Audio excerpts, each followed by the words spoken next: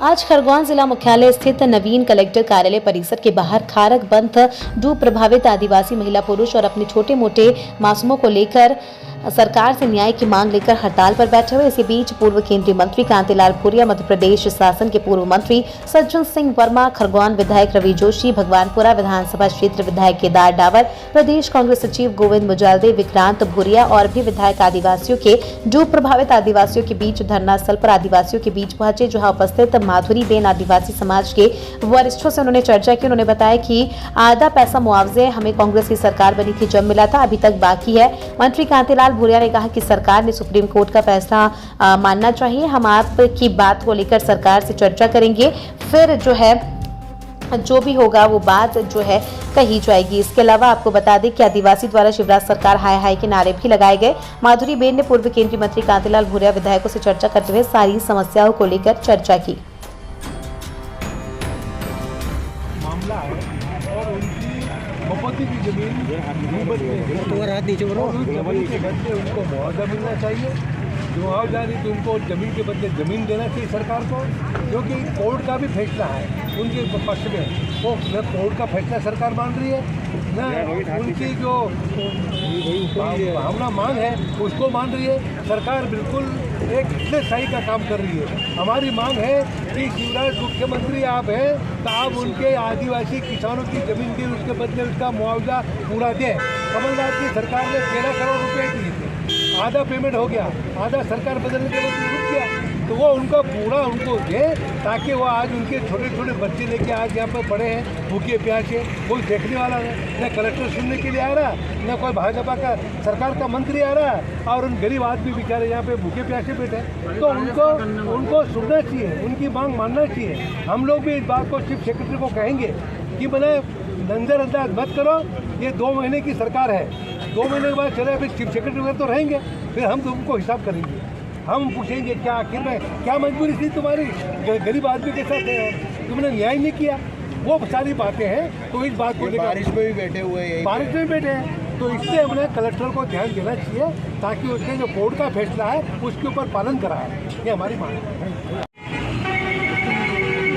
ये जो आज धरना प्रदर्शन रखा गया है, इसको लेकर क्या कहेंगे? ये पहली बार नहीं है, ये लगातार किसानों को सड़क पर उतरना पड़ रहा है। 2015 में डूब हुआ है, 2017 में सुप्रीम कोर्ट ने और 2016 में हाई कोर्ट ने बोल दिया था कि इनका पुनर्वास होना है डूब प्रभावित, लेकिन आज 7 साल बाद भी इनका पुनर्वास नहीं हुआ है। कुछ सुप्रीम कोर्ट ने व्यवस्था दी कि एक शिकायत निवारण प्राधिकरण GRA बैठेगा, एक एक किसान का जांच करेगा और वो निर्धारित करेगा।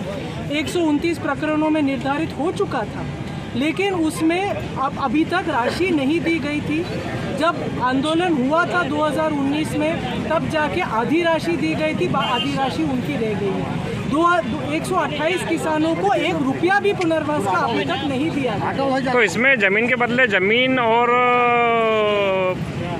कुछ पैसे भी देने का था या नहीं? जी, इसमें प्रावधान तो ज़मीन के बदले ज़मीन या इतनी राशि दी जाए कि किसान वापस उतनी ज़मीन ले सके जिसका डूबा है। लेकिन अभी 7 साल बाद भी या तो किसान को 1 रुपया पुनर्वास का नहीं मिला है। मुआवजा 60,000 रुपये एकड़ मिला था। आप समझ सकते हो 60,000 एकड़ कोई पुनर्वास है, कोई राशि है क्या मुआवजा का? और पुनर्वास राशि बिल्कुल नहीं दिया गया था। कोर्ट ने बोला कि देना है। 129 लोगों को आधी राशि 5 साल बाद दिया गया और बाकी 128 लोगों को कुछ भी पुनर्वास नहीं किया गया और 129 लोगों का आधी राशि अभी भी बकाया है। 7 साल से ये लड़ रहे हैं। 2 व्यक्ति हैं, एक गीताराम डावर और ये है रीमा मुजाल्दे। ये डूब प्रभावित है, इनकी पूरी ज़मीनें गई और इनकी पूरी ज़मीनें जाने के बाद ये इतने, क्योंकि उनके मुआवजा इतना कम दिया गया था और पुनर्वास के कोई भी प्रावधान नहीं थे, इसलिए 2 साल पहले इन्होंने आत्महत्या की उसी डैम में कूद के। और 12 अगस्त को रीमा मुजाल्दे जी, इन्होंने उनके परिवार यहाँ धरने पर बैठा और वो चुपचाप जाके डैम में लीन हो गए। इसी मतलब चिंता में, परेशानी में कि हम कैसे जिएंगे, हम कैसे अपने परिवार को चलाएंगे। तो ये हम मानते हैं कि ये जो 2 लोग शहीद हुए हैं, इन्होंने आत्महत्या नहीं की गई है, आत्महत्या नहीं की, इनके सरकार ने हत्या की है।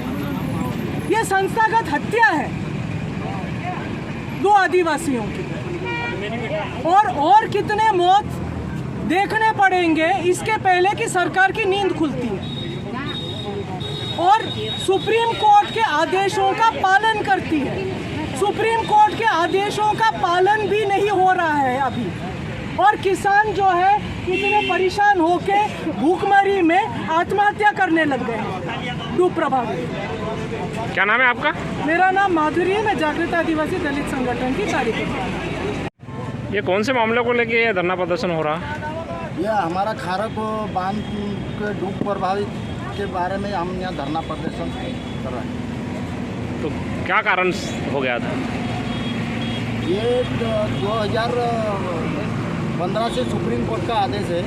सुप्रीम कोर्ट ने बोला कि 3 GRA बिठाओ और 2008 की पुनर्वास और 2002 की पुनर्वास जो भी बेहतरीन लागे उस चीज़ में उनका मुआवजा दो। ऐसे करके 3 GRA ने आदेश किया है। 3 GRA का आदेश का उल्लंघन करते हुए सरकार नहीं मान रही। अभी तक आपको कितना पैसा सरकार ने दिया है और कितना बाकी है? अभी तक हमारा ये करीब 50% दिए हैं, वो वेश पुत्र का दिया। बाकी पूरा वो अवार्ड वाले बाकी है और ये वेश पुत्र वाले भी बाकी है। मामला है और उनकी बपौती की जमीन डूबत में है, और उस जमीन के बदले उनको मुआवजा मिलना चाहिए।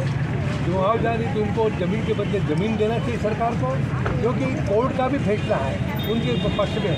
वो न कोर्ट का फैसला सरकार मान रही है, न उनकी जो भावना मांग है उसको मान रही है। सरकार बिल्कुल एक हिस्सेशाही का काम कर रही है।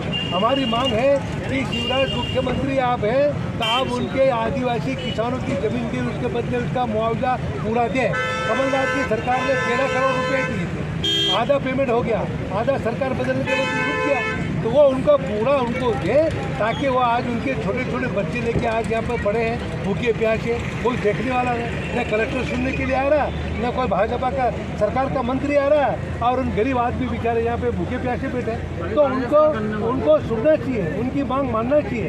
हम लोग भी इस बात को चीफ सेक्रेटरी को कहेंगे कि मैंने नज़रअंदाज मत करो, ये 2 महीने की सरकार है, 2 महीने के बाद चले फिर चीफ सेक्रेटरी वगैरह तो रहेंगे, फिर हम तुमको हिसाब करेंगे।